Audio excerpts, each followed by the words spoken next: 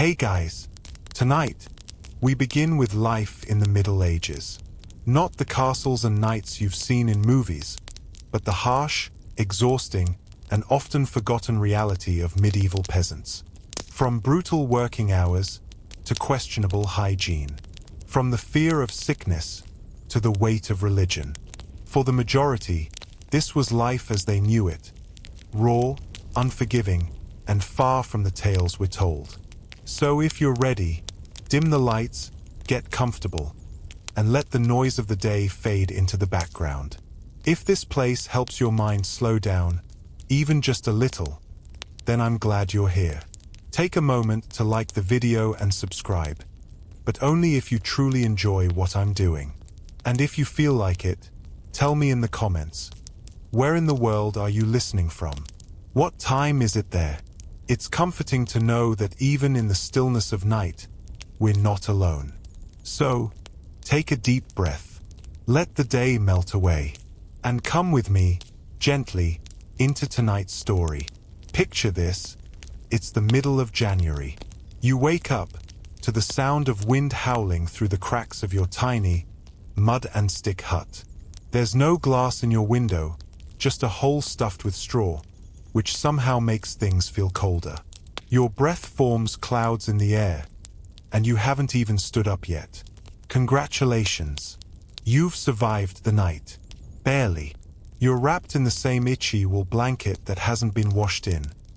Well, your ancestors probably used it too. No mattress. Just a thin layer of straw, crawling with more roommates than you'd care to count. Mites, lice, maybe even a beetle that's tougher than you are. You glance at your children, huddled in the corner, bundled up like human burritos. One of them is coughing. Again. But what can you do? There's no medicine, no firewood left. And the priest, as usual, said that illness is punishment for sin. Not exactly comforting, is it? You put on your shoes. Cracked leather. Stiff. They whisper, "One more week and I'm done." You hope it doesn't snow.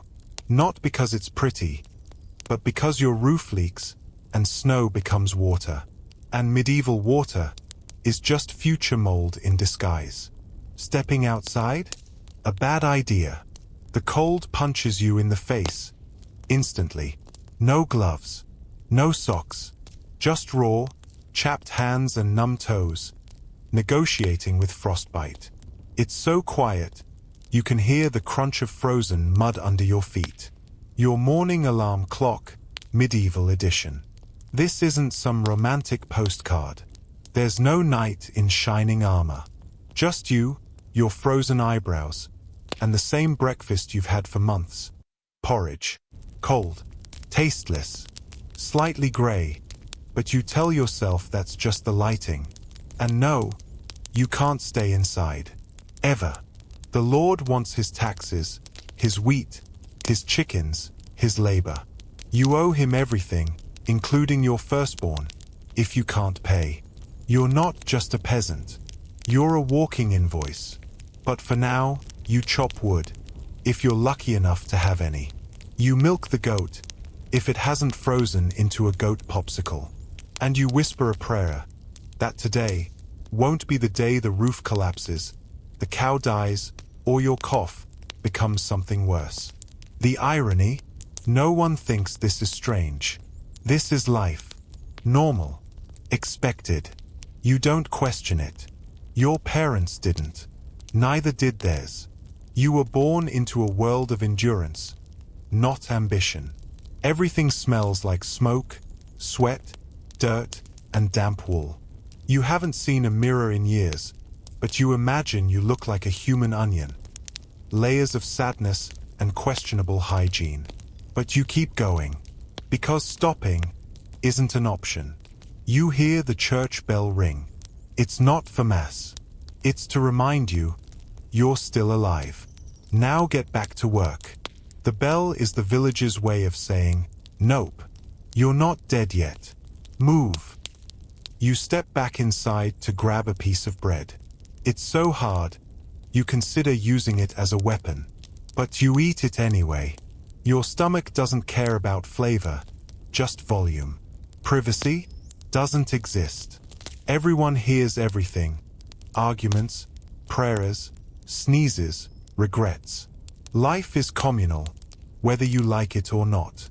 And yet, somehow, you laugh. Maybe at a clumsy chicken. Maybe at your neighbor slipping in the mud. Maybe because, if you don't laugh, you'll cry. And tears?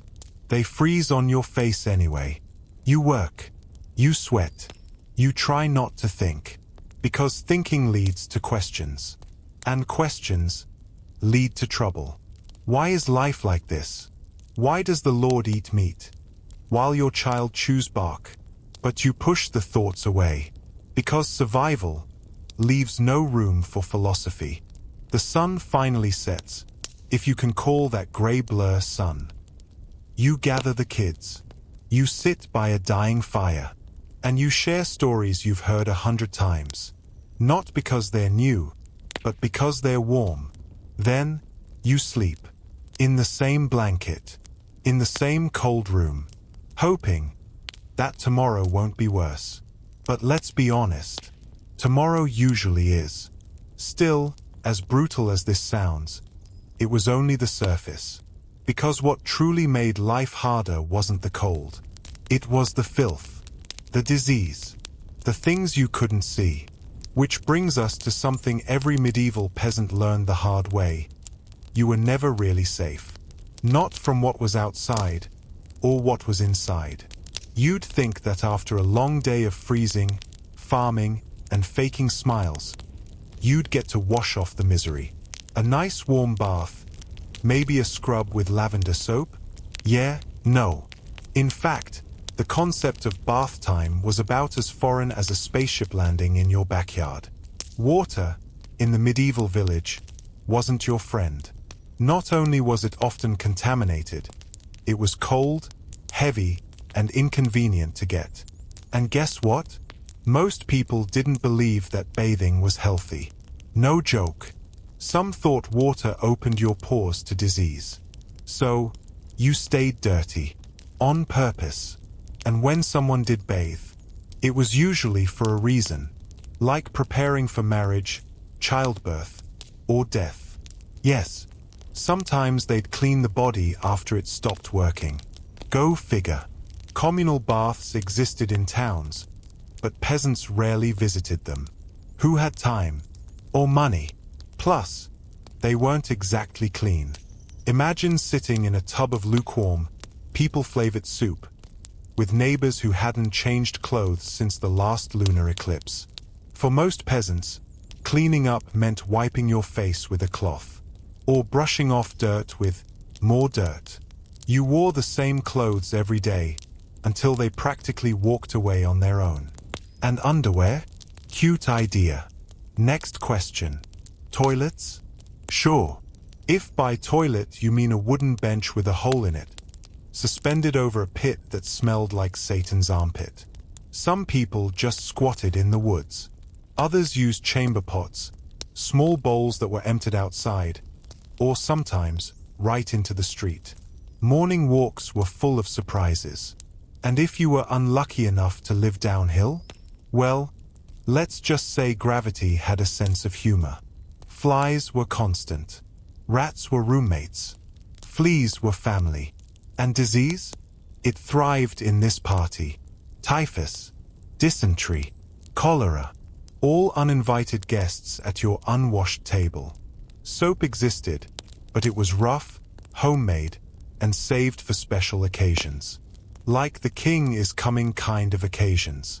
Smell was unavoidable. The village had its own fragrance. Equal parts smoke, sweat, mold, livestock, and despair. You got used to it. Or maybe your nose gave up. Either way, no one was sniffing roses. The worst part? Hygiene wasn't just a matter of comfort. It was survival. Dirty wounds meant infection. Contaminated water meant months of agony. And the concept of germs didn't exist. If someone got sick, it was blamed on bad air, or sin, or your neighbor's evil eye. You might wash your hands, if they were visibly dirty. But hand washing before meals? Nah, you just dove right in. Bacteria and all. Like a true medieval warrior. And speaking of meals, remember that nice porridge from earlier? It was often cooked in pots that hadn't been cleaned in years. A layer of old grease was considered seasoning. Adds character. Even childbirth, one of the most dangerous moments in a peasant's life, happened in filth. Dirty tools, dirty hands, dirty linens. It's a miracle anyone survived at all. Oh, and don't even get me started on dentistry. Rotten teeth, infections, breath that could knock out a cow. The solution? Pull it out. No anesthesia. Just grit, a prayer, and a strong friend to hold you down. But despite all this, people smiled. Maybe not with their teeth, but with their souls. Because laughter was one of the few things you didn't have to boil first. So yes, hygiene was a luxury, and surviving without it was a gamble. But what choice did you have? Soap didn't put food on the table. And food, well, that's a whole other battle. Because while staying clean was nearly impossible, staying fed, that was a daily war. You're back from the fields. Your back aches. Your fingers are numb. And your stomach? It's been complaining louder than your neighbor's goat. Time to eat. Right? Well, kind of. Dinner for the average medieval peasant wasn't exactly something you looked forward to. It was more like a negotiation between your hunger and your expectations. The menu? Always the same. Gruel, porridge, and if you're lucky, stale bread that's only slightly less dense than the tools you used to harvest wheat. Let's start with bread. It wasn't golden or fluffy. No baguettes. No sourdough. This bread was dark, heavy, and made from rye, barley, or whatever grain you could find. Sometimes even ground acorns. Yes, tree snacks. You soaked it in broth just to chew it. And porridge? That was the main course, the side dish, and dessert, all in one. Oats or barley, boiled in water until it reached the consistency of regret. Occasionally, you'd toss in an onion, maybe a bean. Protein, if you could call it that. It filled you up, though. And in winter, that was the point. You didn't eat to enjoy. You ate to not die. Meat was for the rich. You might get pork once a year, for a festival, maybe. Or when your pig died of old age. Chickens? They were worth more alive. Laying eggs. Killing one for dinner was like smashing your phone to check the battery. Dairy was more common. Cheese, butter, milk. But only in small quantities. Often sour. And don't even think about dessert. A medieval treat was a raw turnip that you didn't have to share. Fruits? Seasonal. Apples in autumn. Berries, if the birds didn't beat you to them. Preserving food was tricky. No fridge, so you dried what you could, or turned it into cider. Because even peasants knew, if life gives you rotten apples, make alcohol. Salt was expensive. Sugar was a fantasy. Spices? Only if your cousin went on a crusade and smuggled something back in his boots. Most food was bland, unless it was spoiled. Then it had flavor. Unwanted flavor. But still, you cooked over an open fire, in iron pots blackened from years of use. The smoke clung to everything. Your clothes, your food, your soul. Your stew always had a hint of ash. And maybe a stray hair or two. Bonus protein. The sun finally sets, if you can call that gray blur sun. You gather the kids. You sit by a dying fire. And you share stories you've heard 100 times.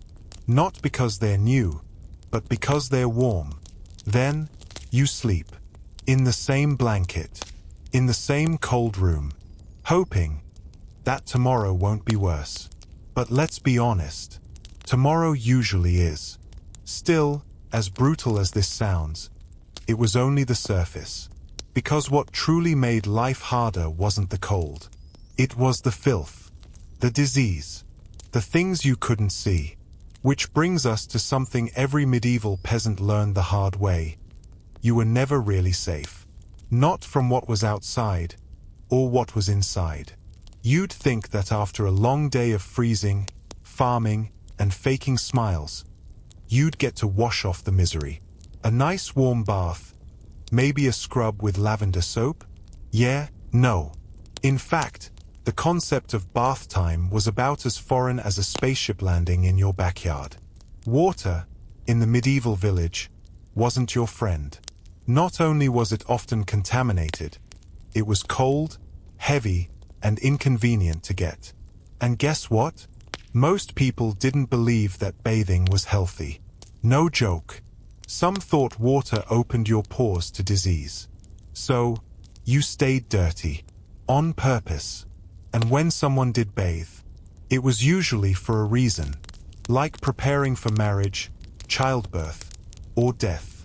Yes, sometimes they'd clean the body after it stopped working. Go figure.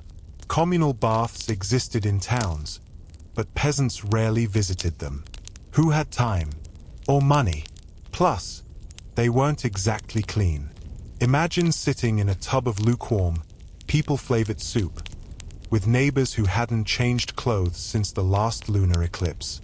For most peasants, cleaning up meant wiping your face with a cloth, or brushing off dirt with more dirt. You wore the same clothes every day, until they practically walked away on their own. And underwear? Cute idea. Next question. Toilets? Sure. If by toilet you mean a wooden bench with a hole in it, suspended over a pit that smelled like Satan's armpit. Some people just squatted in the woods. Others used chamber pots, small bowls that were emptied outside, or sometimes right into the street. Morning walks were full of surprises. And if you were unlucky enough to live downhill, well, let's just say gravity had a sense of humor. Flies were constant. Rats were roommates. Fleas were family. And disease? It thrived in this party. Typhus, dysentery, cholera, all uninvited guests at your unwashed table. Soap existed, but it was rough, homemade, and saved for special occasions. Like the king is coming kind of occasions. Smell was unavoidable. The village had its own fragrance. Equal parts smoke, sweat, mold, livestock, and despair. You got used to it. Or maybe your nose gave up. Either way, no one was sniffing roses. The worst part? Hygiene wasn't just a matter of comfort. It was survival. Dirty wounds meant infection. Contaminated water meant months of agony. And the concept of germs didn't exist. If someone got sick, it was blamed on bad air, or sin, or your neighbor's evil eye. You might wash your hands if they were visibly dirty, but hand washing before meals? Nah, you just dove right in, bacteria and all, like a true medieval warrior. And speaking of meals, remember that nice porridge from earlier? It was often cooked in pots that hadn't been cleaned in years. A layer of old grease was considered seasoning. Adds character. Even childbirth, one of the most dangerous moments in a peasant's life, happened in filth. Dirty tools, dirty hands, dirty linens. It's a miracle anyone survived at all. Oh, and don't even get me started on dentistry. Rotten teeth, infections, breath that could knock out a cow. The solution? Pull it out. No anesthesia. Just grit, a prayer, and a strong friend to hold you down. But despite all this, people smiled. Maybe not with their teeth, but with their souls. Because laughter was one of the few things you didn't have to boil first. So yes, hygiene was a luxury, and surviving without it was a gamble. But what choice did you have? Soap didn't put food on the table. And food, well, that's a whole other battle. Because while staying clean was nearly impossible, staying fed, that was a daily war. You're back from the fields. Your back aches. Your fingers are numb. And your stomach? It's been complaining louder than your neighbor's goat. Time to eat. Right? Well, kind of. Dinner for the average medieval peasant wasn't exactly something you looked forward to. It was more like a negotiation between your hunger and your expectations. The menu? Always the same. Gruel, porridge, and if you're lucky, stale bread that's only slightly less dense than the tools you used to harvest wheat. Let's start with bread. It wasn't golden or fluffy. No baguettes. No sourdough. This bread was dark, heavy, and made from rye, barley, or whatever grain you could find. Sometimes even ground acorns. Yes, tree snacks. You soaked it in broth just to chew it. And porridge? That was the main course, the side dish, and dessert, all in one. Oats or barley, boiled in water until it reached the consistency of regret. Occasionally, you'd toss in an onion, maybe a bean. Protein, if you could call it that. It filled you up, though. And in winter, that was the point. You didn't eat to enjoy. You ate to not die. Meat was for the rich. You might get pork once a year, for a festival, maybe. Or when your pig died of old age. Chickens? They were worth more alive. Laying eggs. Killing one for dinner was like smashing your phone to check the battery. Dairy was more common. Cheese, butter, milk. But only in small quantities. Often sour. And don't even think about dessert. A medieval treat was a raw turnip that you didn't have to share. Fruits? Seasonal. Apples in autumn. Berries, if the birds didn't beat you to them. Preserving food was tricky. No fridge, so you dried what you could, or turned it into cider. Because even peasants knew, if life gives you rotten apples, make alcohol. Salt was expensive. Sugar was a fantasy. Spices? Only if your cousin went on a crusade and smuggled something back in his boots. Most food was bland, unless it was spoiled. Then it had flavor. Unwanted flavor. But still, you cooked over an open fire, in iron pots blackened from years of use. The smoke clung to everything. Your clothes, your food, your soul. Your stew always had a hint of ash, and maybe a stray hair or two. Bonus protein. Sometimes, desperate times called for desperate recipes. Tree bark, weeds, boiled grass, a dead crow, if you were feeling fancy. Hunger wasn't poetic. It was practical. And brutal. Meal times weren't sacred. No family dinners. You ate when you could. What you could. You didn't complain, because complaining didn't make food appear. And your stomach had already given up. The church told you to fast often, which was ironic, because fasting felt like your everyday life. You fasted not to impress God, but because there was simply nothing to eat. And water, often unsafe. It wasn't filtered or boiled. It was full of surprises. So people drank weak beer or ale instead. Even kids. It was safer. Slightly. Your body was always underfed. Malnutrition was normal.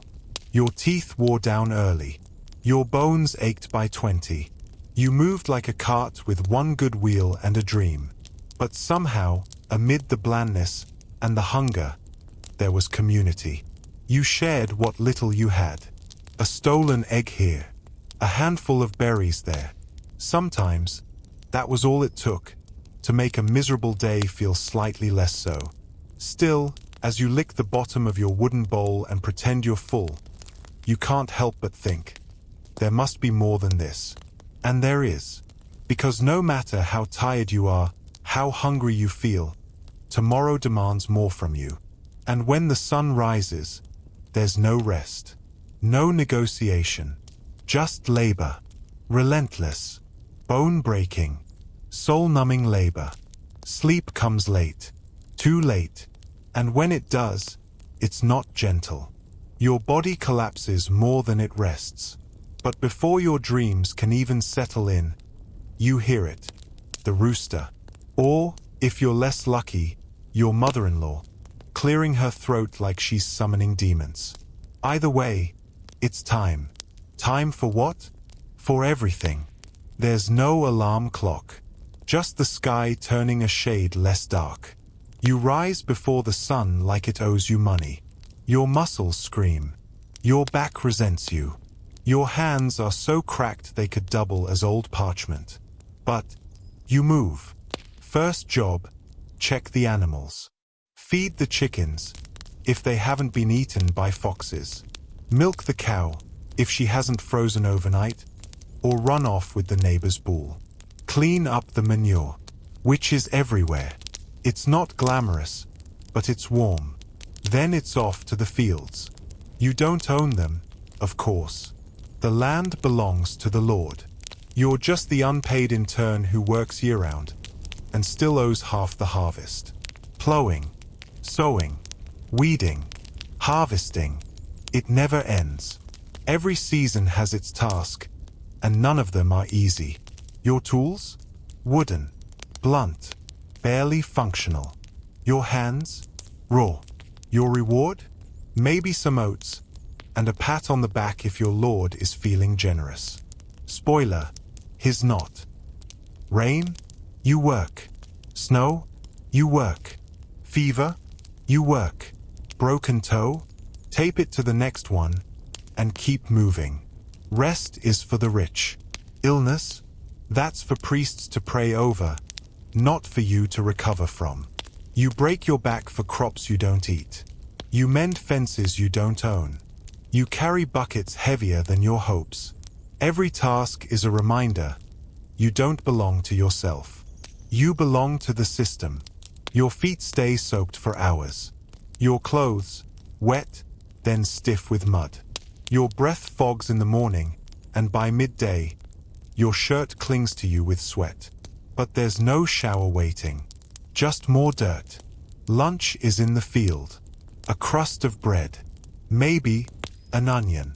You chew quickly, watching the sky, guessing how much daylight is left. Because light is work time. Dark is fear time. The Lord Steward might ride by to check on things. He doesn't speak to you. He speaks about you, like you're just another ox. Except the ox gets fed better. And if you fall behind, if the harvest is late, or the field looks messy, there's punishment. Fines, lashes, humiliation. You don't just lose dignity, you lose food. By sundown, your arms are jelly, your spine is dust. But you're not done. You still need to gather firewood, draw water, patch the roof, fix your shoes, because no one else is doing it. And everything is always breaking. Your wife, no better off. She's been carrying water, grinding grain, making food, washing clothes, nursing children, chasing chickens, and somehow also fixing the roof with nothing but determination and a wooden spoon. And your children? They're not in school. They're not playing. They're working, carrying, fetching, learning the same rhythm you've been trapped in since you were their age. You don't hate the work. You hate the weight of it, the repetition, the futility, the fact that, no matter how hard you push, you stay exactly where you are. Or worse. But you keep going. Because you have to. Because the alternative is hunger, punishment, or shame. And yet, despite all this, there's a moment. One small, fleeting moment at the end of the day. The sunset, burning orange over the fields. A breeze that doesn't bite. The sound of distant laughter. A reminder that you're still human. Then, it's gone.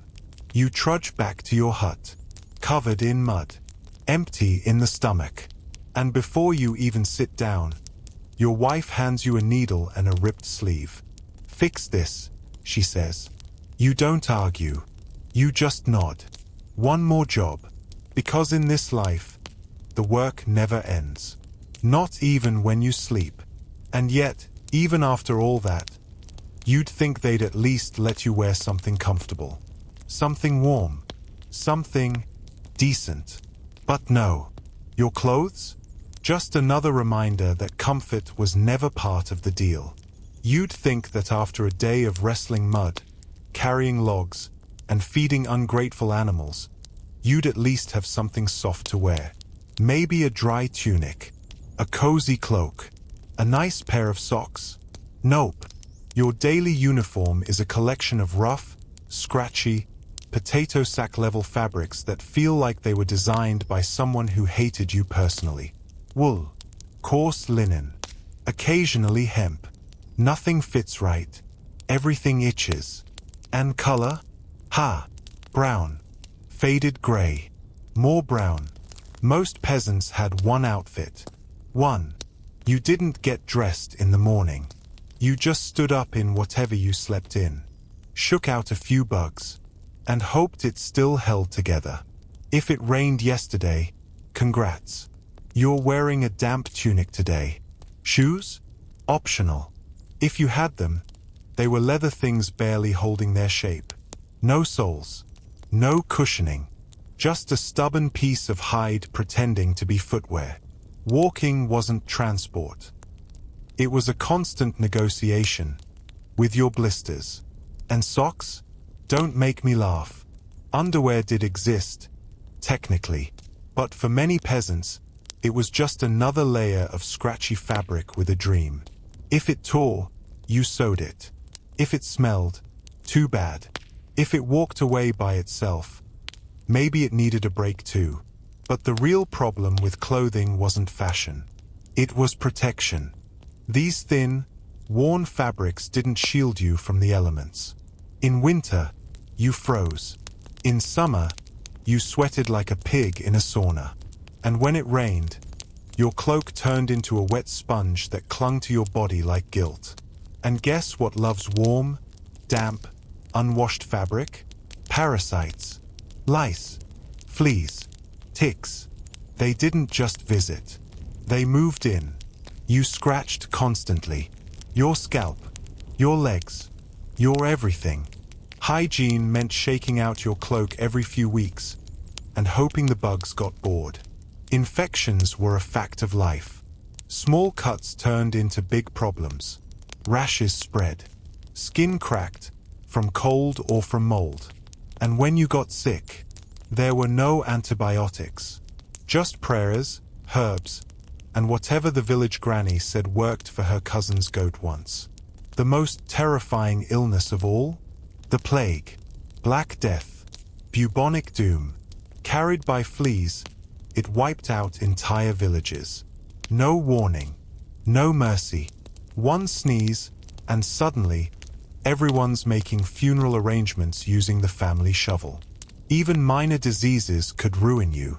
Tooth abscesses, infected wounds, lung infections, all deadly, without medicine. And colds? Constant. It's hard not to be sick when your bed is straw, your walls breathe wind, and your shirt hasn't been washed since last harvest. You smelled. Everyone did. But no one noticed, because your nose stopped complaining years ago. And forget deodorant.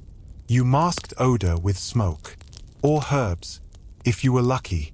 If not, you just hoped everyone else stank worse than you. Some believed sickness came from bad smells. They called it miasma. So people wore little pouches of herbs or flowers around their necks. Did it help? Maybe psychologically, but scientifically, let's just say, you were still very much doomed. If you were injured at work, you didn't take a day off. You wrapped a rag around the wound and got back in the field. Blood and dirt became your cologne. The goal wasn't to heal, it was to keep going. And women? They had it worse. Childbirth was like a coin toss. Life or death. The midwife had no gloves, no sterile tools, just rough hands and a prayer. If the baby survived, great. If not, there was always next year. Even the healthiest people looked worn. Pale skin, missing teeth, sunken eyes. You aged fast. At 30, you looked 50. At 50, well, you were probably dead. And yet, people still tried. They embroidered simple patterns on sleeves. They patched their cloaks with care. Not because it made life easier, but because, in a world that took so much, you had to create your own dignity. Still, your clothes didn't define you. What did? Your soul, your heart, and according to the village priest, your fear of eternal damnation. Because even if you survived the cold, the hunger, and the illness, there was always one thing watching your every move. The church.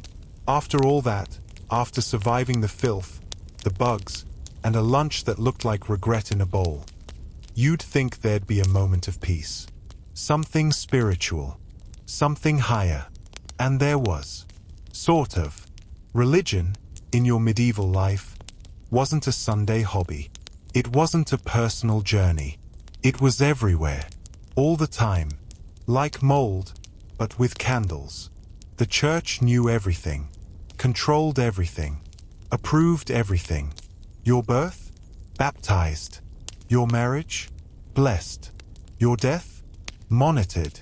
If you sneezed too loudly, someone was probably already halfway through a prayer for your soul.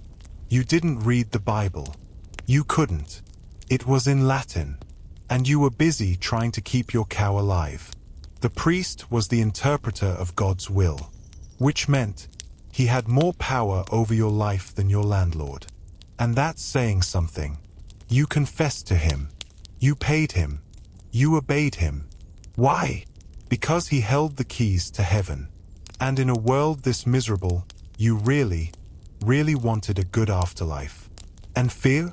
Oh, the church mastered fear.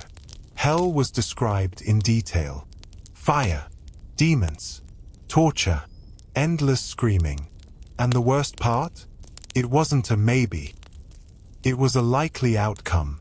You sinned every day, just by existing. Looked at your neighbor's sheep a little too long? Lust. Skipped a fast day? Gluttony. Cursed when you stubbed your toe? Blasphemy. Straight to the eternal barbecue pit. And indulgences? You could literally pay to have your sins reduced. Couldn't afford it? Oops. Better start doing penance now. Kneel in the snow, whip yourself. Maybe walk a few miles barefoot while chanting. You know, casual Tuesday stuff. The priest had the final word on what was moral, what was allowed, and what was absolutely going to get you condemned forever. And he didn't just preach. He watched, judged, reported. He was the village Wi-Fi of divine surveillance. And the church didn't just touch your soul. It touched your wallet. Tithes, mandatory offerings of your crops, animals, or coins were owed regularly. Even if your family was starving. Even if your field was bare. God still wanted his share. Conveniently, so did the priest. Holy days were common. Sounds nice, right? But they usually meant more fasting, more rituals, and more work. Ironically, saints' days felt a lot like every other day, just with less food and more kneeling. The church also shaped justice. Someone accused of theft? The priest might suggest trial by ordeal, like carrying a hot iron bar to see if God would protect the innocent. Spoiler, he usually didn't. And if something bad happened, a flood, a plague, your pig exploding unexpectedly, it was probably because of sin. Your sin, or your neighbor's, or someone's great-grandfather who once skipped mass. Women had it worse. They were told to be silent, obedient, grateful to marry whoever was chosen for them. Pain in childbirth? God's punishment for Eve. That was the official line. Comforting, right? But here's the thing. People still believed. Because in a world this dark, people needed to believe. In something. In hope. In a heaven where their suffering had meaning. In justice that came after death. In a God who saw their pain and promised something better. And sometimes, in the silence of a candlelit chapel, with the smell of wax and wood and old prayers, they did feel something sacred. Something real. Not the institution. Not the fear. But the faith itself. The songs. The rituals. The quiet moments of peace. They gave people the strength to go on. To endure. To love. To bury their children. And still believe that joy might come in the next life. But that faith was a double-edged sword. Because while it comforted the heart, it also controlled it. And if you ever dared to question the rules, to challenge the teachings, to ask why the priest eats meat while you chew bark, then it wasn't just God you had to fear. It was man's version of justice. And that was far more terrifying. Let's say someone stole a chicken. Just one.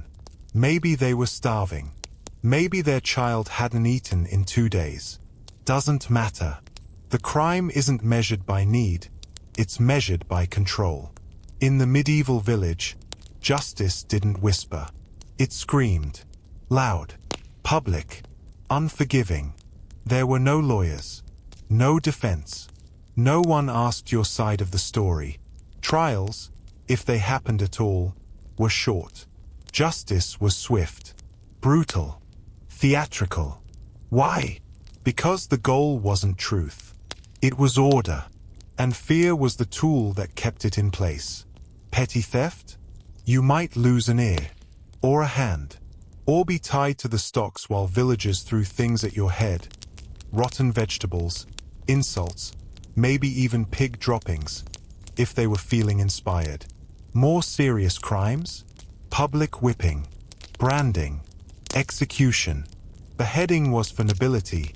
Quick and relatively clean.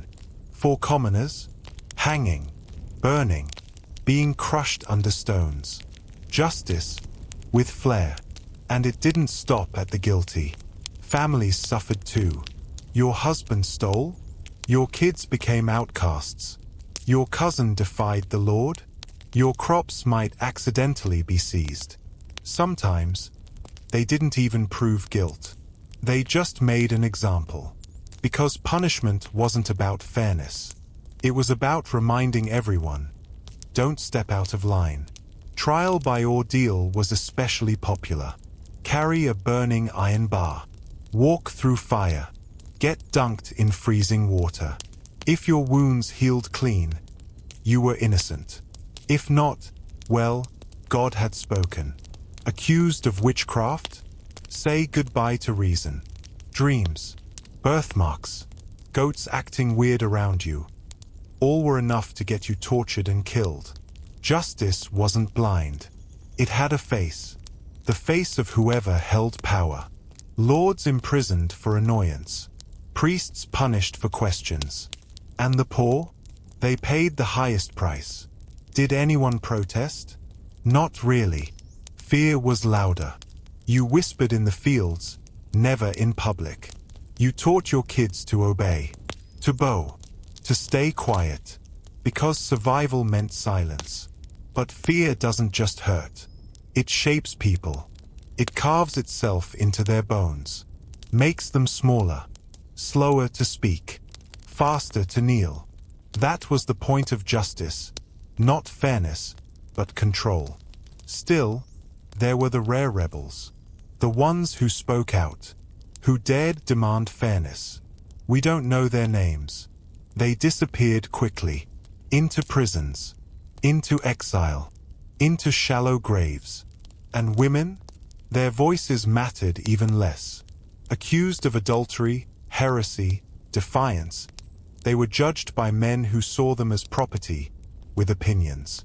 The message was clear: don't question, don't complain, Don't even think too loudly. So, you learn to nod, to kneel, to keep your secrets quiet, and your gaze lower than the priest's robe. But deep down, you knew the truth. Justice wasn't justice. It was theater, and the stage was soaked in blood. And on that cruel stage, the quietest group of all bore some of the heaviest chains. Not criminals, not rebels, women. She wakes before you. She always does. Not because she wants to, because she has to. Before the rooster, before the baby cries, before the sky even thinks of turning blue, she's already working. Boiling water that takes forever to heat. Grinding grain with aching hands. Brushing ashes off the floor with a bundle of twigs. Her first breath of the day is smoke, not sunrise. And no one thanks her. In the medieval village, women weren't just wives. They were engines. Constant, quiet, expected to function without rest, without help, without complaint.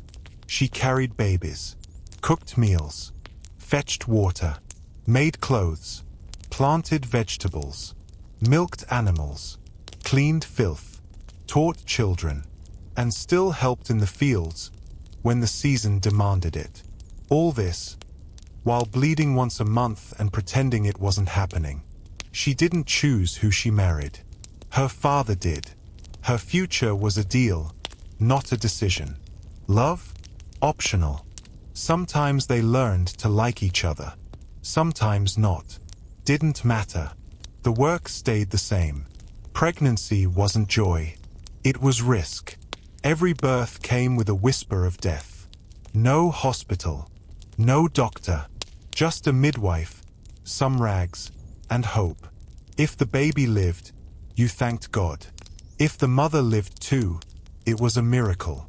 And even then, her work had just begun. She breastfed while cooking, rocked infants with her foot while weaving, tied toddlers to her waist so they wouldn't fall into the fire. She was never alone, not even in her own body. If she spoke too loudly, disrespectful. Asked too many questions, rebellious. If she cried, emotional. Fought back, dangerous. The church told her to obey, that her pain was Eve's fault, that her silence was holy, that her role was to serve, to submit, to endure. And the priest reminded her from the pulpit, spoken by a man who had never carried water uphill with bleeding hands. And yet, she endured. She embroidered beauty into patches, sang lullabies into smoky air, smiled through cracked lips and swollen feet. But her body paid the price. Worn out by 30, teeth gone, back bent, scars from childbirth, wrinkles, not from age, but from exhaustion. Sometimes, she died young. Sometimes, she outlived the husband who worked her like a second ox. Either way, she rarely rested. Widows were pitied or exploited. Some remarried. Some begged. Some vanished. A few found rare freedom. Most just kept scrubbing, cooking, waiting. And love?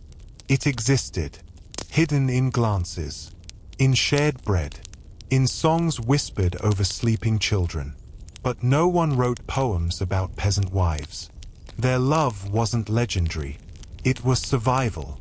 She taught her daughters how to bear it, how to cook with scraps, how to stay quiet in danger, how to hide bruises under sleeves. She passed on strength the world refused to recognize. She didn't dream of escape. She dreamed of less. Less hunger, less crying, less pain. Her prayers weren't for castles. They were for clean births and warm winters. She laughed, too. Oh yes, at absurd things, at gossip, at animals doing dumb things. Sometimes, that laugh was the only thing keeping her going. But in the history books, she's barely a footnote. No one carved her name into a monument. No one painted her portrait. But she's the reason the village kept standing. The reason generations even existed. And when death came for her, quietly, in the night, there was no fanfare. Just silence. And someone else picking up her tasks before the sun rose. But maybe she deserved more than that. Maybe she deserved everything. And speaking of death, let's talk about it. Because in this world, it didn't wait for old age. You were born lucky, not rich, not royal, just lucky enough to make it out of infancy. Because let's be honest, a lot of kids didn't.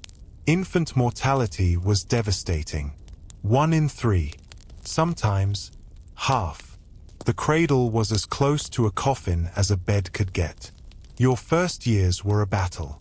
Not just for you, but for your mother. Every cough, every fever, every rash could be fatal. No vaccines, no antibiotics, no sanitized anything. Just boiled rags and whispered prayers. If you made it past 5, congratulations. You'd earned your place in the mud. Because by then, you were considered useful. Carrying water, collecting firewood, chasing chickens. Childhood? That was fiction. By your teens, you were thinking about marriage. Not love. Marriage. A transaction. Another mouth, more hands, or more graves. Take your pick. If you reached 20, you'd lived through famine, disease, and the death of someone you loved. A sibling, a parent, a friend who coughed on Monday and was buried by Thursday. By 30, your back was done. Your teeth were falling out. Your skin told more truth than your age. If you were a woman, you might have had 5 children. Or 5 graves to visit. Because death wasn't a shadow. It was your neighbor. It sat at your table. It watched your family sleep. A minor wound could kill you. A fever might end your village. You didn't grow old. You outlasted people. And when you died, it was fast. No hospitals. No last words. No quiet music or comfort. You died where you lived, in your bed of straw, in the fields, during childbirth.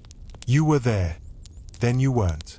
No obituary, no stone, maybe a carved name on a piece of wood, if someone had time. Funerals were quick. A priest, a hole, some mumbled prayers. And then, life moved on. Because it had to. Fire still needed tending.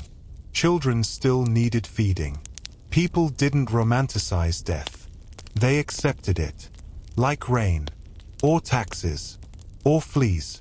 If someone reached 40, 50, 60, they were legends. Not for wisdom, but for still being able to stand. You didn't expect to see your grandchildren. You just hoped to see next week. Death shaped your thoughts. Your pace. Your silence. You didn't plan years ahead. You planned for the next harvest. If you were feeling bold, maybe the next winter. The church used death, too. Heaven or hell. Redemption or doom. Eternity was promised, but never certain. The only thing you knew was that your time here was short. And yet, people sang. They told stories. They planted seeds they knew they wouldn't live to harvest. Why? Because even in short lives, hope had a place. It didn't take much. A warm bowl of soup. A child's laugh. A dry roof. These things felt like miracles. Because when you live on borrowed time, everything becomes sacred. And yet, somehow, through it all, you kept going. Why? Because life, however short, however harsh, offered something that death never could. A moment, a breath, a choice. And those who managed to hold on, even for just a second, they were the strongest of all. So here we are, after the cold, the dirt, the hunger, the pain, the silence, the judgment, the punishment, the labor, the loss. What's left? You might think, nothing. But that's where the miracle is. Because what's left is everything. A village peasant didn't write books, didn't lead armies, didn't sculpt cathedrals, but they endured, quietly, stubbornly, with dirt under their nails, and hope in a place too deep for time to crush. They had no luxury, no privacy, no voice in history, and still, they found ways to live, to love, to laugh, to survive. That is extraordinary, because it's easy to romanticize kings and knights.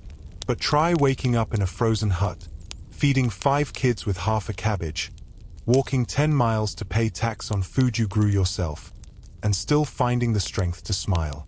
That's not weakness. That's courage, in its rawest form. These people, your great-great-someone ancestors, didn't leave monuments, but they were the foundation, the mortar between the stones of history, the invisible hands that held the world up while others carved their names into it. And if you listen closely, you can still hear them, in the sound of bread baking, in the creak of a wooden door, in a lullaby hummed while peeling potatoes. Echoes, shadows, whispered resilience. Because being human has never been about palaces or poetry. It's about the fire you keep lit when the wind won't stop blowing. It's about tucking in your child with numb fingers and whispering, "Tomorrow will be better." Even when you're not sure it will be. It's about dancing barefoot in a muddy field to music no one else can hear, just because you're still alive. And yes, maybe they lived short lives. Maybe they died young, unknown, unnamed. But they lived, fully, fiercely, stubbornly, and that is enough to be remembered. They endured without applause. And that is the most human thing of all. So next time you think of the Middle Ages, don't picture just castles and knights and feasts. Picture them. The woman grinding grain before dawn. The man with cracked hands planting seed he won't see grow. The child laughing in the snow, barefoot, cheeks red from cold and joy at the same time. That was medieval life. Not grand, but great. And if you thought this was intense, wait until you meet the peasants of ancient Rome, the forgotten farmers of the Andes, the slave builders of Mesopotamia. There's more history to uncover, more truths to unbury. And the next time you light a candle, make bread, or complain about your Wi-Fi, remember, somewhere, someone once survived a winter with nothing but firewood, flatbread, and faith. And they were heroes, not in stories, but in spirit. But if you think the struggle for survival defined all ancient people, think again. Because long before medieval peasants fought through winters and hunger, on the other side of the world, something extraordinary was already blooming. No kings, no wars, no swords, just vision. In the vast, silent desert of what is now coastal Peru, nearly 5,000 years ago, a civilization rose. Not through violence, but through harmony. While much of the world was learning to build walls for protection, they were building cities for connection. No one expected to find such order, such intelligence, such grandeur, hidden beneath the dust of millennia. But there it was. Pyramids, plazas, temples aligned with the stars. A peaceful people who lived not by the rule of weapons, but by rhythm, trade, ritual, and sky. And now, we go back even further to rediscover Caral, the oldest city in the Americas, and one of the greatest stories never told. Picture a desert. Not the postcard kind, with golden dunes and lazy camels. No, picture a rocky valley, sunburnt, windblown, where the Soup River snakes quietly through the dust. A place so ancient, you can almost hear the past breathing beneath your feet. Now imagine a secret buried there. Not a tomb glittering with gold, Not a lost city of warriors and kings. Something more profound. A city that rose 5,000 years ago, before the Incas, before Rome, even before Egypt raised its most famous pyramids. A city of massive temples, grand plazas, ceremonial pyramids, all built without metal tools and without war. Its name was Caral. For centuries, it slept beneath the sand, forgotten. Until the 1990s, when an archaeologist named Ruth Shady decided to listen, really listen. And the earth spoke. What she uncovered didn't just surprise historians. It rewrote history. Caral challenged long-held beliefs about how civilizations begin. No battlegrounds, no fortresses, no weapons. Instead, music, trade, architecture, ceremony, cooperation. And that's what makes it extraordinary. How could a people in such an arid place create something so advanced, without armies or conquest? That question still echoes through the valley, carried in the wind, etched in stone, whispered through flutes carved from bone. Caral is not legend. It's memory, uncovered. A reminder that humanity's story isn't only about domination, but about design, about community. So why was Caral forgotten? Perhaps because it didn't fit the narrative. It didn't celebrate warriors. It didn't conquer neighbors. It thrived through harmony. And that is quietly radical. If they could do it then, what does that say about us? Let's go deeper. Who were the people of Caral? How did they live? What did an ordinary day feel like? While other ancient cities built walls, Caral built bridges between people, ideas, and environments. No spears, no towers, no divisions, just a city open to itself. Its strength was unity, its foundation, shared purpose. The energy of Caral wasn't spent on defense. It flowed into creation, into aligning stone with star, into weaving trade and ritual into daily life. Every plaza, every stairway was intentional. Nothing improvised. The entire city pulsed with thoughtful rhythm. And Caral endured. For centuries. Not because it imposed order, but because it cultivated balance. Elites here weren't conquerors. They were thinkers. Astronomers. Organizers. Ritual keepers. Children grew up not under threat, but under sky. Their soundtrack wasn't war drums, but wind and water and flutes. Because Caral offers a rare truth, that greatness doesn't require violence. That advanced doesn't mean aggressive. And maybe the most powerful cities are the ones that never needed weapons. From afar, Caral seems like a mirage, weathered mounds rising from sand. But step closer, and you see vision made solid. Blueprints held together by intention.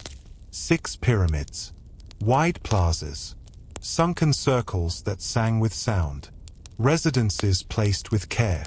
The Grand Pyramid wasn't a palace.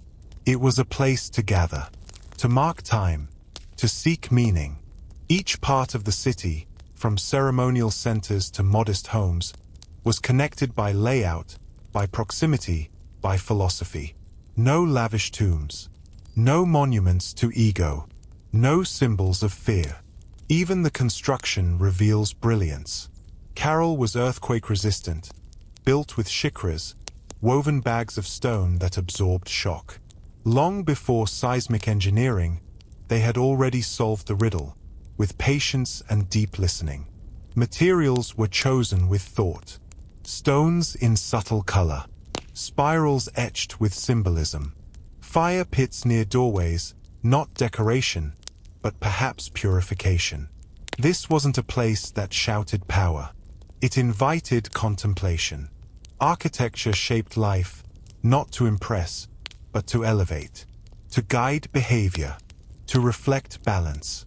But a city is nothing without its people. So walk with them. Morning light spills over the valley. The air is cool.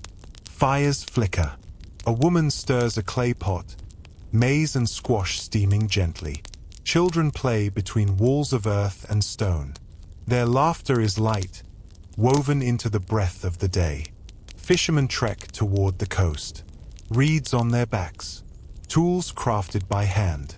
There's no shouting, just quiet rhythm. Everything moves with calm purpose. Women sit in shade, weaving, fingers moving in familiar choreography. Their thread dyed with minerals, their patterns telling stories. An elder tends a garden. Carved channels guide water from the river. Cotton, beans, gourds emerge from soil that remembers care. Nothing here is rushed or wasted. Even the wind is used to dry food, cool spaces, preserve grain. Trade routes open. Caravans arrive. No coins, no shouting markets. Just exchange, fish for thread, shells for fabric. Value rooted in need. There is hierarchy, yes, but not tyranny. Respect earned through service, not fear. Children gather firewood. Learn to plant. Learn to listen. Education here is spoken, sung, shown, not locked in scrolls. At midday, the pace softens. Meals are shared. There is no spectacle, only presence. Connection. Later, rituals unfold. Offerings of thread, food, carved figures. Acts of gratitude. Flutes sound again. Their breath fills plazas with memory. Not for show, but for remembrance. As night falls, the stars return. To the people of Caral, the sky wasn't distant. It was their map, their clock, their teacher. They watched Venus rise. They traced constellations. Their pyramids aligned with solstices. Their plazas mirrored the heavens. The priests weren't cloaked mystics. They were scientists, marking time by light and shadow, by wind and fire. They followed the stars. And in doing so, they built something timeless. Caral didn't just survive. It resonated. And yet, even the most balanced systems can falter. One day, the flutes fell silent. The plazas emptied. The stones remained, but the people moved on. No war, no fire, no collapse, just absence. A river's shift, a lengthened drought, a balance tipped too far. And so, quietly, they left. Not in chaos, but with reverence. Caral didn't vanish. It transformed. Its people dispersed, carrying knowledge, memory, legacy. The city became seed. For millennia, the sands covered it. Its name forgotten, its flutes dust, until a woman listened. Ruth Shady saw meaning where others saw hills. She kept digging, kept asking, and Caral spoke again. Flutes, plazas, engineering, a timeline rewritten. The oldest city in the Americas, older than the pyramids of Giza. No armies, no slaves, just intention, just peace. The world hesitated, but truth endures. Today, Caral stands, not as a ruin, but as a revelation. Its silence still speaks, and what it says is possibility. Thank you for walking slowly through its memory, for listening, for remembering, because Caral was never gone. It was simply waiting for someone to hear its rhythm again. Priests and astronomers stood not in secrecy, but in observation. They tracked the sun's arc-measured shadows. They weren't chasing myths. They were building calendars, tools to guide planting, harvest, celebration. And when the flutes began, long, breathy notes carved from bird bone, the city listened, not out of fear, but remembrance. Music wasn't decoration. It was communication. The voice of the cosmos. The breath of the people. Trade caravans arrived from distant valleys and coastal towns, bringing dried fish, rare shells, woven cloth. There were no coins, no shouting markets. Value wasn't fixed by price, but by need, by balance. A bundle of gourds might become dyed thread. A mat, a meal. Trade flowed not by profit, but by trust. They didn't accumulate. They circulated. Hierarchy existed, but it didn't divide. Leaders lived near ceremonial centers, but in homes like any other. They were respected, not feared. Their authority came from service, not dominance. Decisions weren't barked as commands. They were passed down through story, through ritual, through memory. Children weren't hidden away. They were woven gently into daily life. They gathered wood. They tended small plants. They learned by watching, by singing, by sitting beneath the stars. Education wasn't written in scrolls. It was spoken, drawn in dust, lived. At midday, the city slowed. People gathered in shade. They ate simply, roots, vegetables, river fish wrapped in leaves. But the meals were shared, nourishing, filled with story and laughter. There was teasing, togetherness, presence. No one rushed to deadlines. Work moved at the pace of life. As afternoons softened the light, fires were rekindled. Looms resumed their rhythm. Some climbed the pyramids with offerings, shells, cotton, carved figures. The rituals were simple, but they meant something. They were gestures of gratitude, connections to something greater than the moment. As dusk deepened, the music returned. Flutes and soft drums guided the city into evening. People gathered, not to perform, but to move, to remember. Their feet traced ancient steps. No stage, no audience, only memory, only motion. And when night came, Caral grew still again. Fires glowed beside reed mats. Children curled up, full from food, tired from play. And above them, the stars. Sharp, bright, endless. But to the people of Caral, the sky wasn't distant. It was familiar. It spoke. Somewhere, a priest watched the heavens, marking the arc of Venus, the vanishing of Orion. Another cycle had begun, and the people of Caral would rise again, not for conquest, but for one another, for harmony, for meaning, for beauty. This was life in Caral, not perfect, not without hardship, but grounded in something rare. Peace without submission, structure without oppression, progress without violence. Because in Caral, life wasn't just survival. It was meaning. It was memory. It was sound. Music didn't accompany life. It was life. And as night embraced the valley, silence fell. But never felt empty. It breathed. It hummed. The wind carried an echo, older than words, older than war, older than kings. It was the sound of Caral, remembering itself. And at the center of that memory was music. In Caral, music wasn't background. It was foundation. It shaped sacred spaces. It moved through the air like smoke, unseen, but essential. It wasn't just melody. It was spirit. Flutes carved from the bones of pelicans, condors, flamingos, tuned not for decoration, but to the breath of the earth. Some flutes sighed softly, others cried sharp, trembling notes, like distant birds or the wind before a storm. Many were found buried, carefully arranged, side by side, not discarded, offered, like prayers made of sound. Near the great plazas, acoustics were no accident. Stone amplified breath. A single flute could fill the air. A drum could ripple like thunder. These were not just spaces. They were instruments. Imagine moonlight over stone. A single drum begins, steady as a heartbeat. A flute rises, no words, no score, only breath, only silence, becoming song.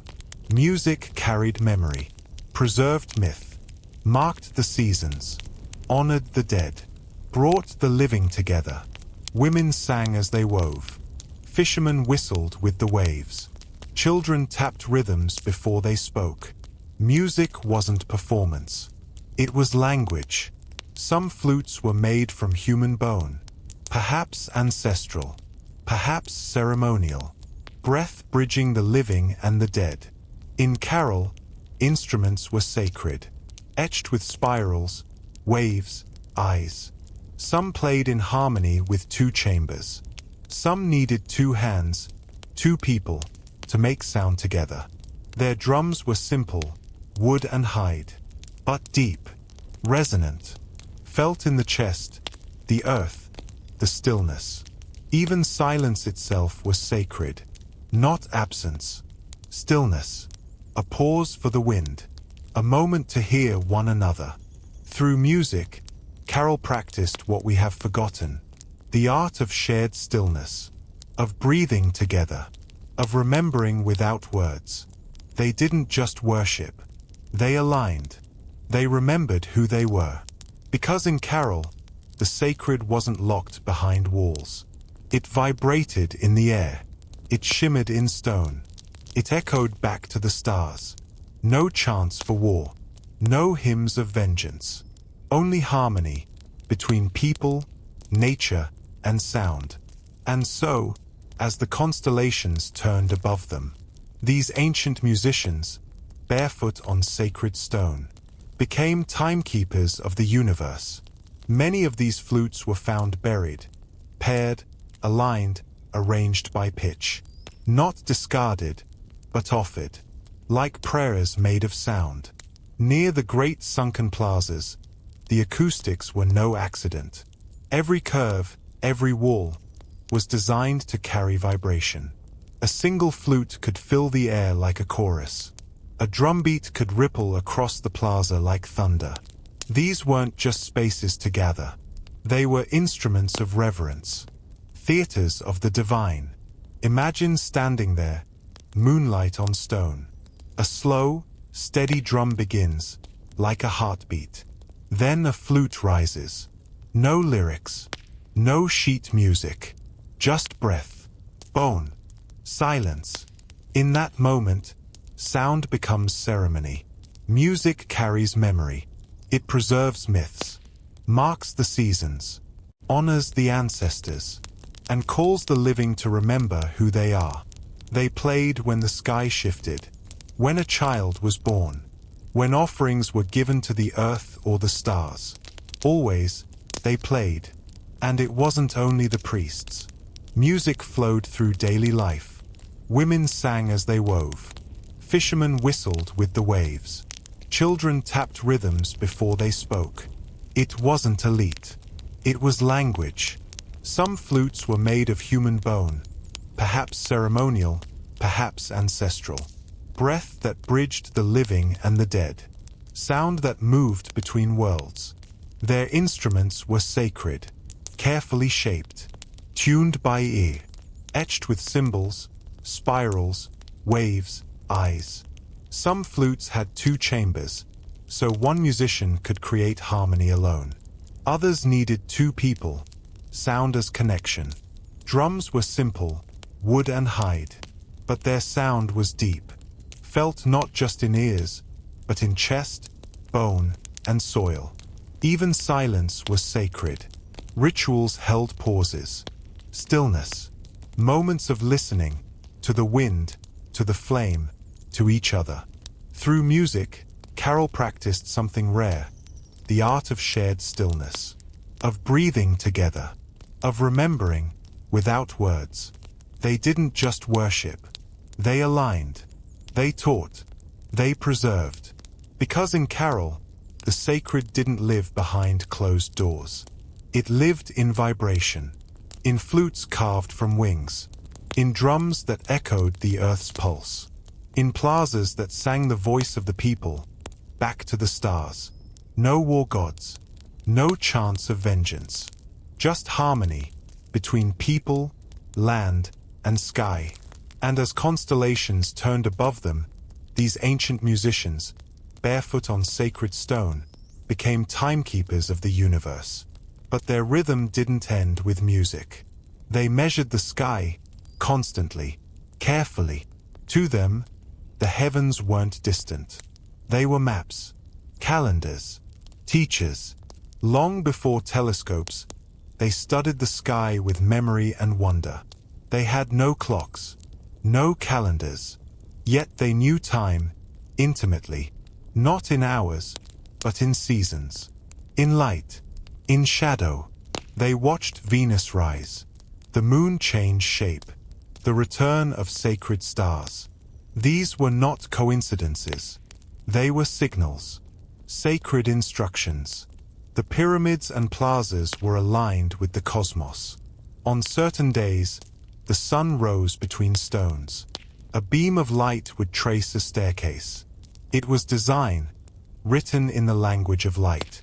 These alignments guided everything: when to plant, when to harvest, when to fast, when to sing. Astronomy wasn't separate from life. It was life. It shaped agriculture, ritual, memory. Priests weren't mystics in towers. They were scientists in sandals, with sharp eyes, sharper memories. They used gnomons, shadow markers, alignments. They measured time in breath, sun, stars. And time, to them, wasn't linear. It was a circle, a rhythm, birth, growth, decline, renewal. Like the moon, the tide, the drum. To stand beneath the stars in Caral was to read scripture in light. Children learned the sky like others learn letters. The stars weren't distant science. They were ancestors, messengers, guides. And all of this was woven into the city. Pyramids aligned with solstices. Plazas echoed constellations. Paths curved like celestial arcs. Caral wasn't just built beneath the stars. It was built with them, a mirror of the heavens on earth. And perhaps that's why it lasted, not because of walls, not because of armies, but because of rhythm. A rhythm shared by the land, the sky, and the people. They didn't fear the stars. They followed them. And in that trust, they built something unshakable.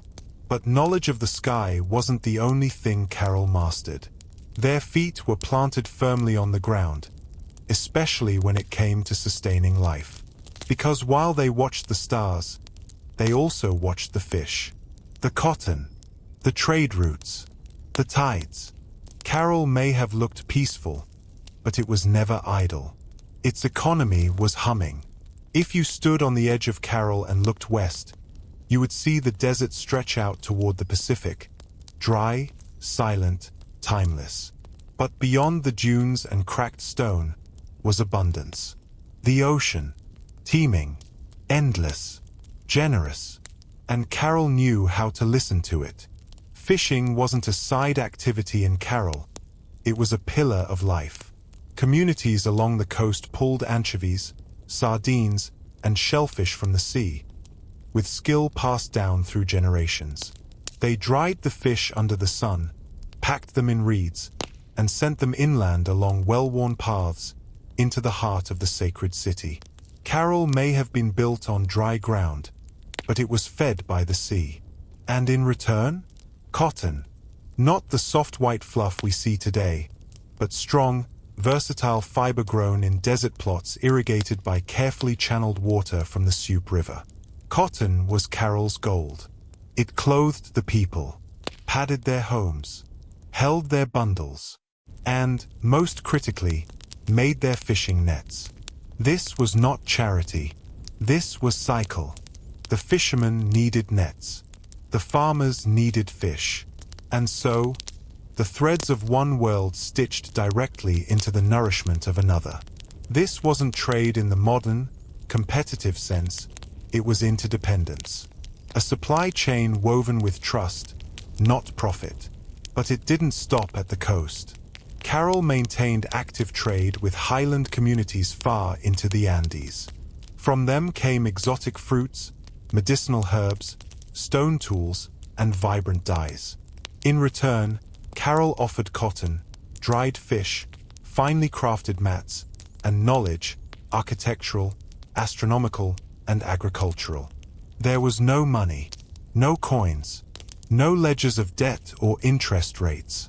Value was not defined by accumulation, but by balance, by the needs of both sides being met.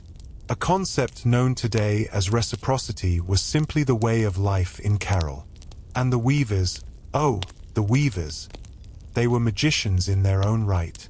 In shaded corners of homes and communal spaces, women and men sat cross-legged, hands flying across looms, threads snapping taut like the rhythm of music.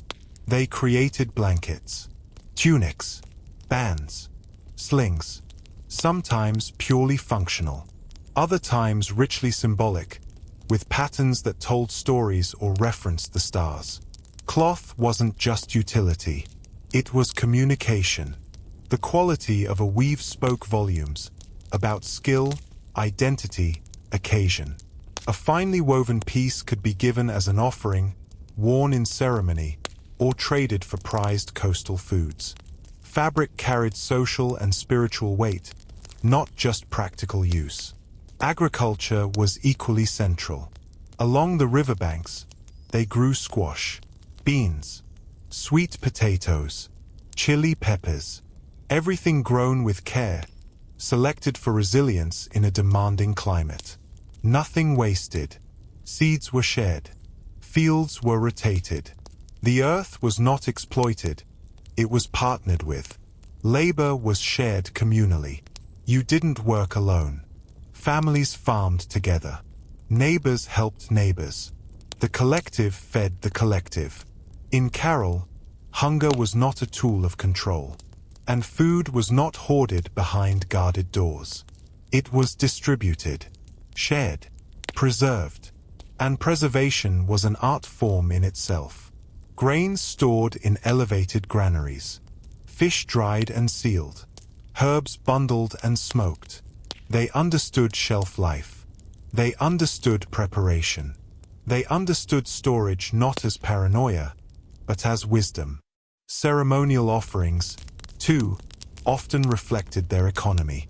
Small bundles of food, dyed thread, miniature baskets, left at sacred sites, not as bribes to the gods, but as gratitude, as acknowledgement of the system that sustained them.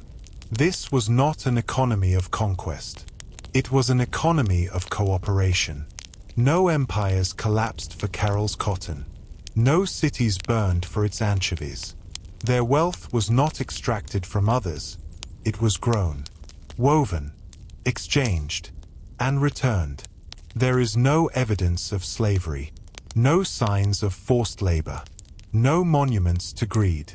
Just paths, miles of them, connecting villages, coastlines, valleys. The economy of Caral moved like its rivers, constant, generous, cyclical. And in all that flow, all that motion, all that quiet prosperity, one question remains. How could such a society, so wise, so balanced, so peaceful, vanish? Because eventually, the flutes stopped playing, the plazas emptied, and the desert returned to silence. When most ancient cities fall, they fall loudly. We imagine flames, screams, collapsing towers, battles, betrayals, final days that echo through history like thunder. But Caral didn't go out with a bang. It went out with a whisper.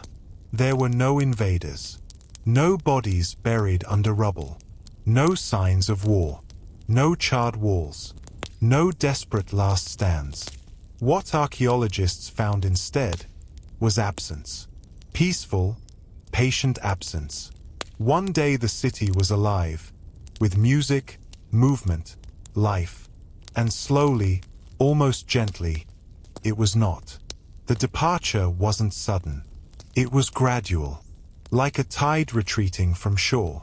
Homes were left behind, but not in panic. Temples were no longer maintained, but not defaced. Offerings still remained in place, suggesting that even in their leaving, the people honored their spaces. So, what happened? The most accepted theory is not of violence, but of climate. The Supe River, lifeblood of the valley, may have changed course. Droughts may have lengthened. Ocean currents may have shifted, affecting fish stocks and rainfall patterns. A delicate ecological balance may have tipped just enough to make living there no longer sustainable. For a city so attuned to the stars, so reliant on natural rhythm, such disruption wouldn't have just affected their crops, it would have shaken their worldview. When the seasons betrayed them, when the river slowed, when the fish no longer came as expected, it may have felt like the gods themselves had gone silent. But the people didn't fight back. There was no rebellion, no monuments torn down, no signs of self-destruction. Instead, it seems they simply left. Some may have migrated inland, others toward the coast. Caral didn't disappear. It transformed.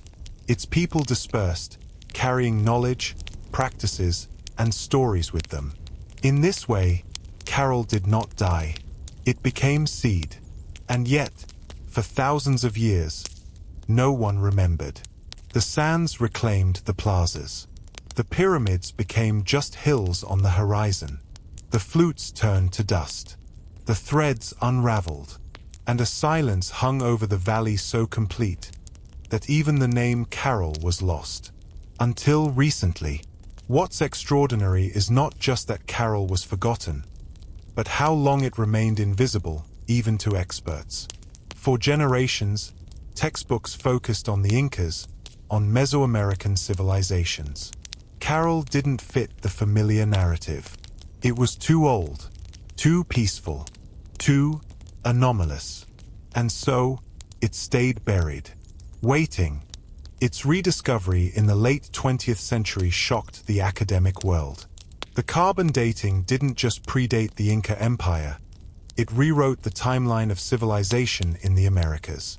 This wasn't just a lost city. This was the oldest city in the Western Hemisphere. Older than Athens. Older than Babylon. Older than most of the world's great cities. But it wasn't just the age that surprised people. It was the tone of the place, the absence of war, the architectural elegance, the evidence of science, of trade, of music, of peace. The silence of Caral wasn't emptiness.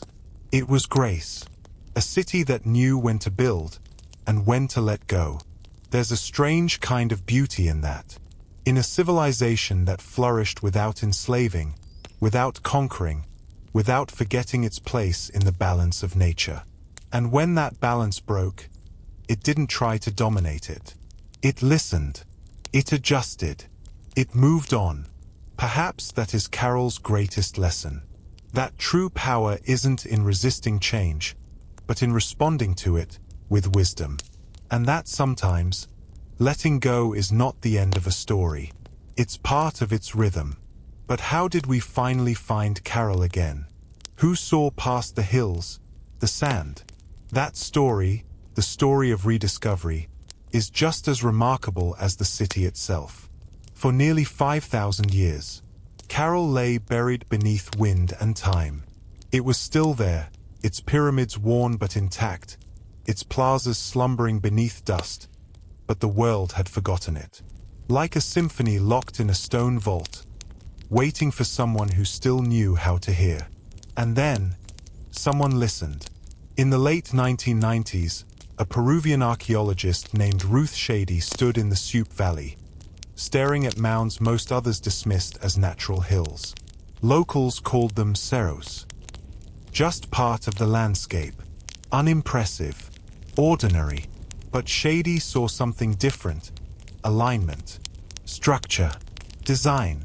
These weren't just piles of earth. They were remnants of purpose. It wasn't the first time she had been ignored. Her intuition challenged centuries of academic inertia. Caral didn't fit the established timeline.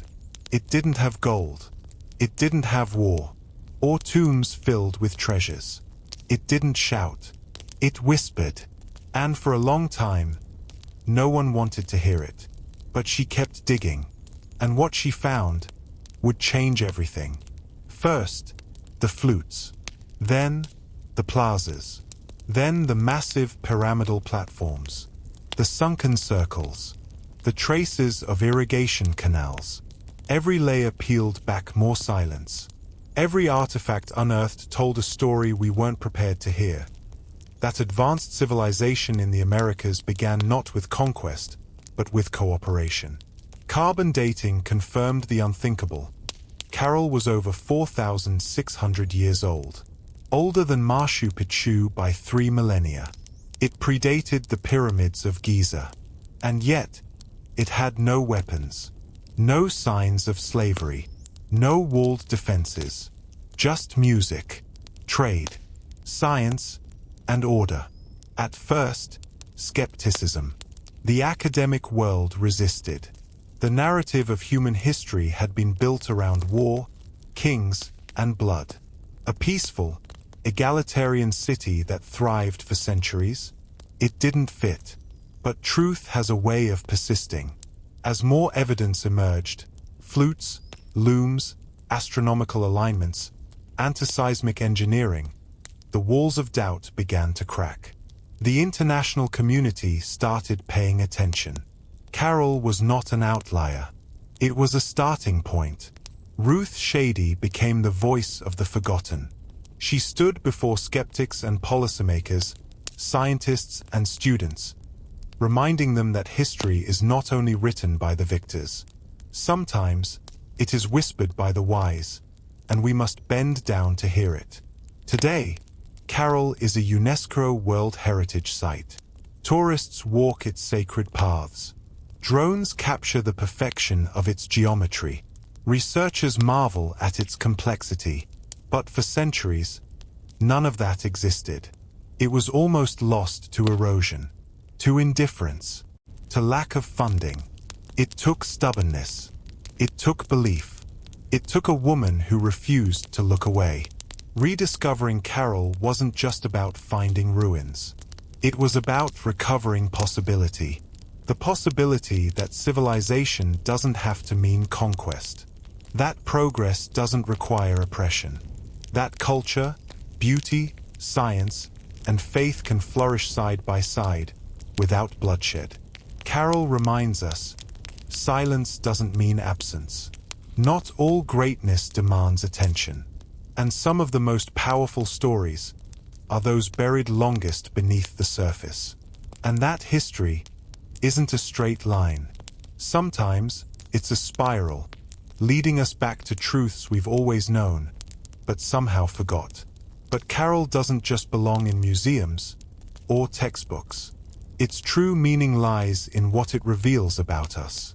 Because once you've seen what's possible without war, you can never see civilization the same way again. And so we arrive at the final question. What does Caral mean for our future? And what does it reveal about what it truly means to be human? When you walk through Caral today, it doesn't feel abandoned. It feels quiet, but not empty. The stones still hum with memory. The plazas still hold breath. The pyramids, though weathered, still rise with the posture of purpose. Caral was never erased. It simply waited for us to look deeper, to ask better questions, to listen with more humility. Its legacy isn't carved in gold or written in epic poems. It's in the way the city lived and the way it ended. A civilization remembered not for its conquest, but for its conduct. And that is perhaps the most radical thing of all. Because Caral didn't thrive by dominating others. It didn't demand tribute. It didn't glorify bloodshed or raise temples to warriors. It flourished through harmony, through balance, through listening to the stars, to the river, to one another. It was a society where music mattered more than weapons, where architecture served community, where leaders were planners, not tyrants, where the rhythm of nature wasn't feared, but followed. We often define civilization by what it builds, but Caral challenges us to define it by how it builds, by the values woven into its walls, by the care in its trade, by the silence in its departure. It teaches us that advancement isn't only about technology or empire, but about ethics, about choosing wisdom over domination. Imagine if we rewrote our definition of greatness, not based on territory won, but peace maintained. Not on monuments to power, but on systems of fairness. Not on how long we ruled, but on how gently we lived. Caral is not just a city. It is a mirror. It reflects what humanity is capable of when we choose collaboration over control, patience over plunder, stillness over spectacle. And perhaps that's why it was forgotten for so long. Because its story doesn't flatter our egos. It doesn't justify our history books. It doesn't fit the mold of heroic bloodlines and glorious wars. But now, we remember. Now, we walk its paths again. We trace its spiral plazas, run fingers across stone that hasn't moved in 5 millennia, and we feel something not ancient, but possible. Because Caral's story isn't over. Its rhythm still echoes, in every effort to build sustainably, in every act of shared knowledge, in every place where people choose understanding instead of violence. Maybe its greatest gift is not what it once was, but what it still could inspire. To build cities that respect the earth, to organize economies that serve communities, to create music that unites instead of divides, to seek wisdom not to rule, but to guide, and to remember, silence is not always absence. Sometimes, silence is a wisdom we haven't yet learned to hear. So tonight, when you look up at the stars, remember this. Once, there was a people who saw those same stars and built something beautiful beneath them. Thank you for staying until the very end. In a world so loud, so rushed, so distracted, the fact that you chose to walk slowly through the ancient silence of Caral means something. You didn't just learn history tonight. You honored it. You gave your time, your attention, your imagination to a story buried for thousands of years. A story that challenges what we think we know about civilization, progress, and peace. And maybe, just maybe, you heard the music too. The rhythm of looms. The sound of flutes in moonlit plazas. The voice of a river that once guided a people who knew how to live together. So thank you for listening. If this journey moved you, inspired you, or made you think differently about our past, let it shape your present. Let it ripple outward. And if you feel someone else might need to hear this story too, consider sharing it. Not for numbers, not for clicks, but because stories like this deserve to breathe again. We'll see you in the next chapter of Forgotten Worlds and Timeless Wisdom. Until then, keep looking up, and keep building the kind of world Caral once dreamed of. And so we walk away from Caral, not with mourning, but with meaning. For its silence was not an end. It was a beginning waiting to be remembered.